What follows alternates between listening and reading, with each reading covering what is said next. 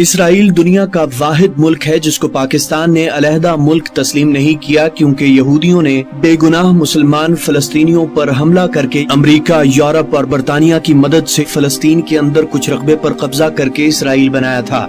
Israel हमेशा से पाकिस्तान के खिलाफ साजिशों का हिस्सा क्यों रहा और भारत के साथ मिलकर पाकिस्तान को नुकसान क्यों पहुंचाना चाहता है, इस तमाम मामले पर आज की इस वीडियो में गुफ्तगू करेंगे। लेकिन उससे पहले अगर आपने अभी तक हमारा चैनल स्पाइडर न्यूज सब्सक्राइब नहीं किया तो हमारा चैनल स्पाइडर न्यूज सब्सक्राइब करें और साथ लगे बेल आइकन पर क्लिक करें ताकि हर आने वाली वीडियो आप तक पहुँच सके।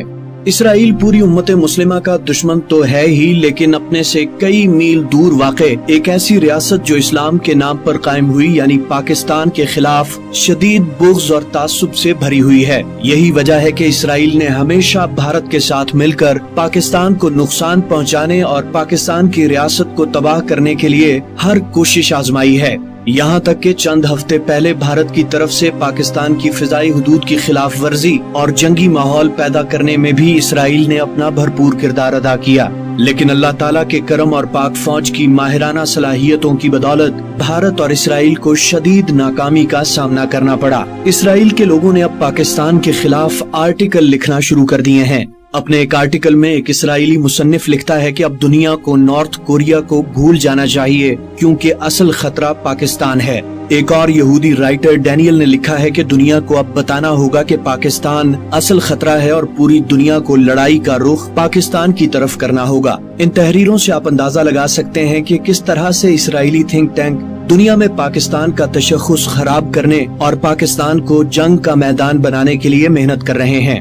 ये प्रोपेगेंडा और इन्फॉर्मेशन की वो जंग है जिसके बारे में पाकिस्तान की पूरी कौम को मुकम्मल तौर पर आगाही होना जरूरी है। खुसूसन नौजवान नस्ल को इन तमाम मामलात के बारे में आगाही होनी चाहिए ताकि वो मुल्क का दिफा कर सकें।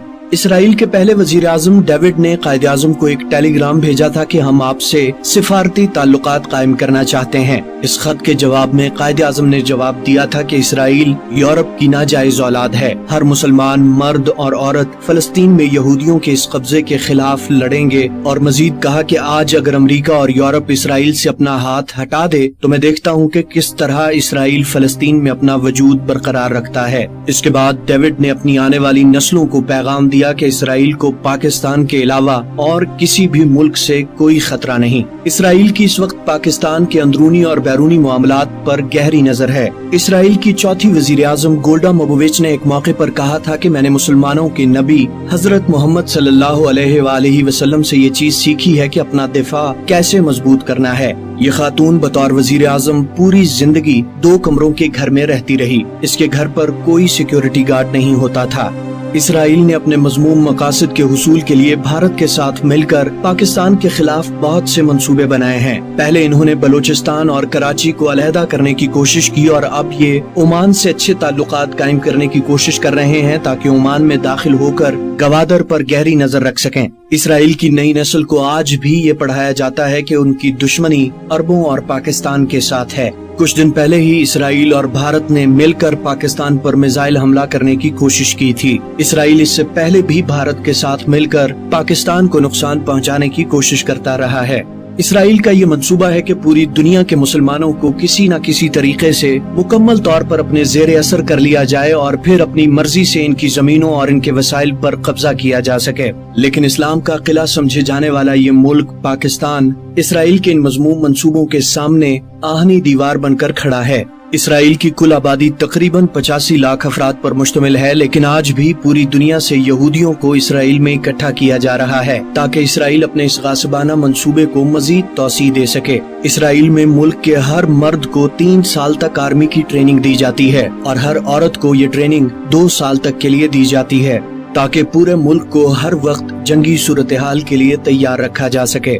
इस सारी सूरत हाल से इसराइल की ज़हनियत और मंसूबा बंदी का साफ साफ अंदाजा हो जाता है कि किस तरह से इसराइल जारहाना इक़दामात करके मजीद अरब ममालिक पर जंग मुसल्लत करके उन पर कब्जा करना चाहता है। हिटलर ने दूसरी जंग अजीम के दौरान तकरीबन 60 लाख यहूदियों को कत्ल किया था, जिनमें से बाज बच जाने वाले यहूदियों को जर्मनी से बाहर निकाल दिया गया था। इसके बाद यहूदियों ने बरतानिया, अमेरिका और यूरोप के साथ मिलकर फलस्तीन पर कब्जा जमा लिया और ऐसा महसूस होता है जैसे यहूदियों ने हिटलर की जानिब से किए जाने वाले मजालिम का बदला मुसलमानों से लिया। यहूदियों की आबादी बहुत कम है, इसलिए दुनिया भर में जहाँ भी कोई यहूदी बच्चा पैदा होता है उसे इसराइल की नेशनैलिटी दे दी जाती है।